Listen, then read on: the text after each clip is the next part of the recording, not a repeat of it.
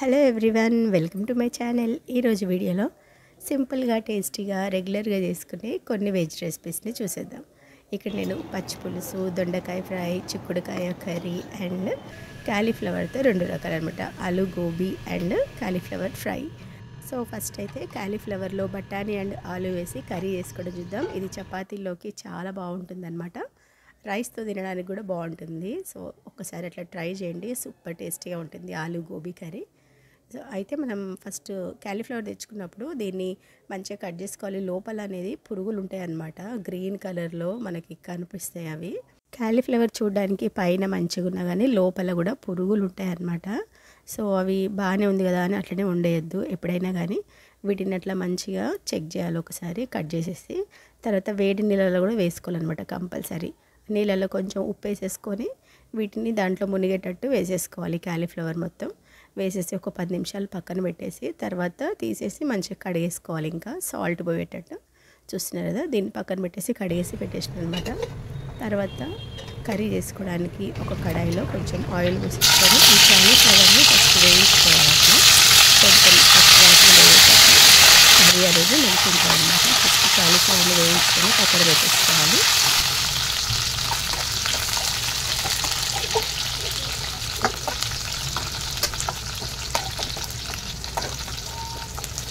చూస్తున్నారు కదా, క్యాలీఫ్లవర్ అనేది అట్లా కొంచెం మంచిగా వేగిన తర్వాత పక్కన పెట్టేసి ఇప్పుడు కొంచెం పెద్ద ముక్కలుగా కట్ చేసుకున్న ఆలూని కూడా వేయించుకోవాలి అదే ఆయిల్లో. చూస్తున్నారు కదా, అది కొంచెం మంచిగా వేయించేసి దీన్ని కూడా క్యాలీఫ్లవర్ ముక్కల్లో వేసేసుకోవాలి. కర్రీ ఇట్లా చేసుకుంటే మనకి చాలా బాగా టేస్ట్ వస్తుంది అనమాట. ఇప్పుడు అదే ఆయిల్లో కొంచెం సాజీరా, బగారాకు, ఇలాచి, లవంగా, కొంచెం అల్లం వెల్లుల్లి పేస్ట్ వేసేసుకొని ఒక స్పూన్ పసుపు వేసేసుకొని పచ్చివాసన వరకు కలిపేసుకొని తర్వాత ఆనియన్ పేస్ట్ని వేసేసుకోవాలి. ఒక 4 ఆనియన్స్ అన్నమాట ఇవి. సో వాటిని అట్లా వేయించేసుకోవాలి. తర్వాత టమాటో ప్యూరీ కూడా ఒక 3 వరకు ఉంటాయి అన్నమాట. సో ఇట్లా అన్ని పేస్ట్లు వేసేసుకొని వేయించుకుంటే కర్రీ అనేది బాగుంటుంది అనమాట. చూస్తున్నారు కదా, దీంట్లోకి తగినంత కారము, కొంచెం ధనియాల పొడి, జీలకర్ర పొడి వేసేసుకొని మంచిగా కలిపేసుకోవాలి. ఇది ఆయిల్లో కొంచెం మగ్గించాలన్నమాట ఒక 5 నిమిషాలు. చూస్తున్నారు కదా, ఆయిల్ అనేది పైకి తేలితే అది మంచి టేస్ట్ వస్తుంది అనమాట మగ్గి. సో ఇట్లా మగ్గిన తర్వాత మనం ఈ ముక్కలు అన్నీ ఇందులో వేసేసుకోవాలి. తర్వాత ఉడికించిన బఠానీని కూడా కొన్ని వేసేసుకోవాలి. వేసేసుకొని దీంట్లోకి తగినంత వాటర్ని యాడ్ చేసుకోవాలి మనం ఇప్పుడు.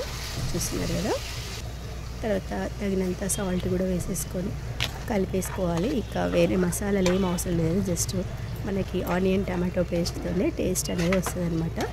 ఈ ముక్కలన్నీ ఫస్ట్ ఆయిల్లో వేయించుకున్నాం కాబట్టి టేస్ట్ ఇంకా బాగుంటుంది. సో దీన్ని ఒక 10-15 నిమిషాలు మనం సిమ్లోనే పెట్టేసి అట్లా ఉడికించుకోవాలి. మీడియం ఫ్లేమ్లో పెట్టుకోవాలి స్టవ్. చూసినా కొంచెం దగ్గరికి అయిపోవాలన్నమాట. అప్పుడు గరం మసాలా, కొంచెం కసూరి మేతిని కూడా వేసేసుకొని కొంచెం కరివేపాకు ఫ్లేవర్ బాగుంటుంది. సో అది కూడా వేసేసుకొని కలిపేసుకొని ఒక 2 నిమిషాలు మనం మూత పెట్టేసేయాలి.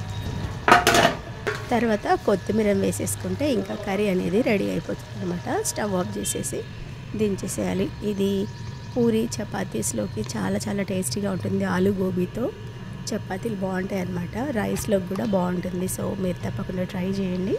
ఆలు గోబీ బఠానీ కర్రీ చాలా చాలా టేస్టీగా ఉంటుంది అనమాట. నెక్స్ట్ అయితే ఇదే గోబీతో మనం ఫ్రై చేయడం చూద్దాం. గోబీ ఫ్రై అనమాట. ఇందాక కడిగి పెట్టిన ఈ గోబీ ఉంది కదా, దాంట్లో నుంచే కొన్ని ముక్కలు సపరేట్గా పక్కన పెట్టేసిన అనమాట. సో చూసినదా అట్లా పెద్ద పెద్ద ముక్కలా కట్ చేసేసుకోవాలి. తర్వాత ఒక ప్లేట్లోకి 3 స్పూన్ల వరకు శనగపిండి, 3 స్పూన్ల వరకు కార్న్ఫ్లవర్, 3 స్పూన్ల వరకు బియ్యం పిండిని వేసేసుకోవాలి. ఇంకా ధనియాల పొడి 1 స్పూన్ వేసేసుకొని కారం కూడా 1 లేదా 2 స్పూన్లు వేసేసుకోవాలి. సాల్ట్ కూడా తగినంత వేసేసుకొని ఇది గరం మసాలా అనమాట. తర్వాత కొంచెం ఇంగువ వేసుకోవాలి. తర్వాత జీలకర్ర పొడిని కూడా కొంచెం అట్లా వేసేసుకొని ఇవన్నిటిని బాగా మిక్స్ చేసేసుకోవాలి. ఈ పొడిని స్టోర్ చేసుకుని పెట్టుకోవచ్చు. ఎప్పుడైనా ఆలూ ఫ్రై కానీ గోబీ ఫ్రై కానీ ఏ ఫ్రై చేసినా కానీ వీటితోని మనం అట్లా కోటింగ్ చేసేయచ్చు అనమాట. ఇక్కడ నీళ్ళు పోయాల్సిన అవసరం లేదు, ఎందుకంటే అవి కొంచెం పచ్చిగానే ఉన్నాయి కాబట్టి. ఒకవేళ పొడి పొడిగా అనిపిస్తే కొంచెం వాటర్ని అట్లా స్ప్రింకిల్ చేసుకుంటే సరిపోతుంది. చూస్తున్నారు కదా, అంతే, ఎక్కువ నీళ్ళైతే పట్టవన్నమాట. సో అట్లా కలిపేసుకొని ఆయిల్ మంచిగా వేడైన తర్వాత వీటిని డీప్ ఫ్రై చేసేసుకోవాలి.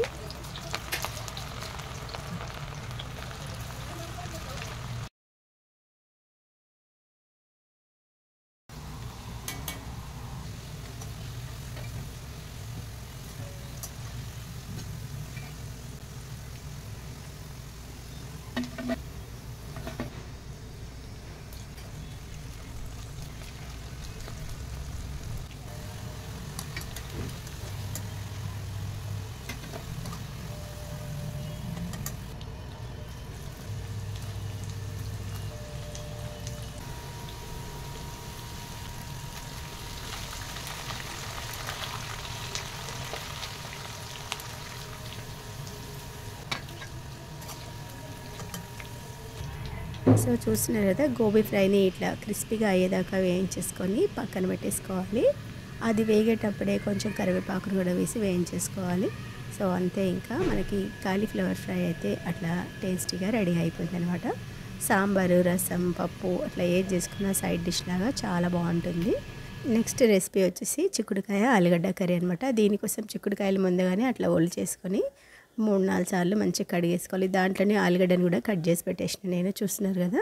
సో ఇది కడిగి పక్కన పెట్టుకున్న తర్వాత కుక్కర్లోకి కొంచెం ఆయిల్ పోసేసుకొని ఒక ఆనియన్ని మనం అట్లా కట్ చేసి వేసేసుకోవాలి.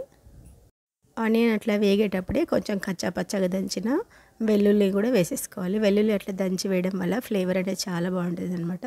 తర్వాత పసుపును కూడా కొంచెం వేసేసి ఇప్పుడు కడిగిన ఈ చిక్కుడుకాయ ముక్కలు, ఆలుగడ్డ అన్నీ వేసేసుకొని కొంచెం మగ్గించాలన్నమాట. ఒక 5 మినిట్స్ ఈ చిక్కుడుకాయలో ఉన్న పచ్చిదనం పోయేటట్లు అనమాట.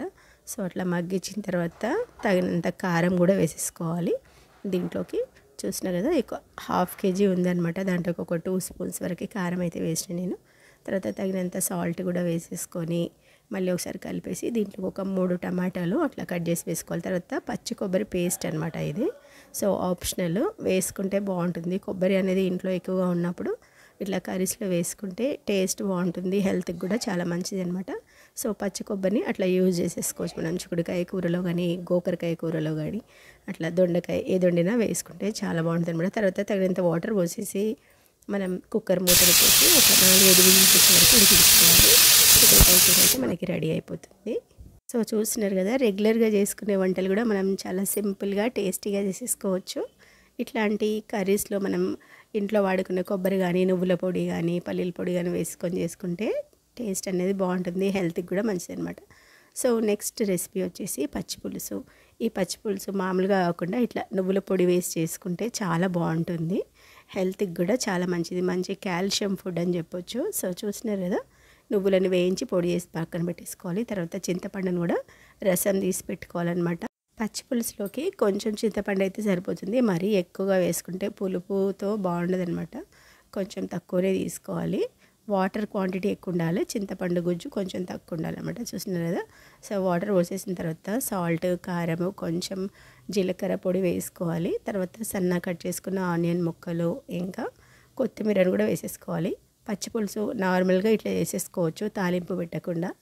మనం కొంచెం స్పెషల్గా చేసుకోవాలంటే ఇట్లా నువ్వుల పొడి వేసేసుకొని కొంచెం తాలింపు పెట్టుకుంటే సరిపోతుంది. అయితే ఇవి ఉల్లిగడ్డలు, కొత్తిమీర, నువ్వుల పొడి అంతా ఆ చారులో మంచిగా కలిసేటట్టు చేయితో ఇట్లా బాగా పిసకాలన్నమాట.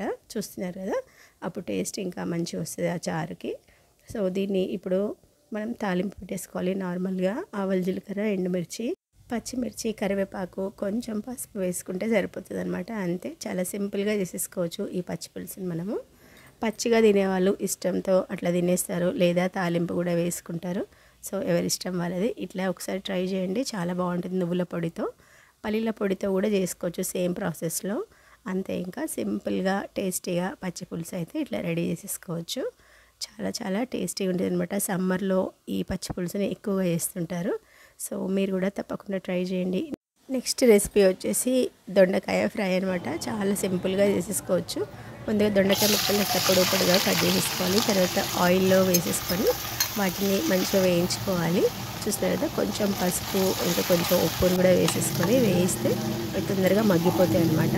ఇప్పుడు మనం సిమ్లో పెట్టేసి 10 నిమిషాలు మూత పెట్టేస్తే అవి మంచిగా మగ్గిపోతాయి. సాల్ట్ వేసిన తర్వాత అవి కొంచెం మగ్గిన తర్వాత మనం ఇక్కడ దీంట్లోకి కొన్ని పల్లీలు, జీలకర్ర, ధనియాలు, వెల్లుల్లి వాటిని కచ్చా పచ్చగా అట్లా గ్రైండ్ చేసేసుకోవాలి.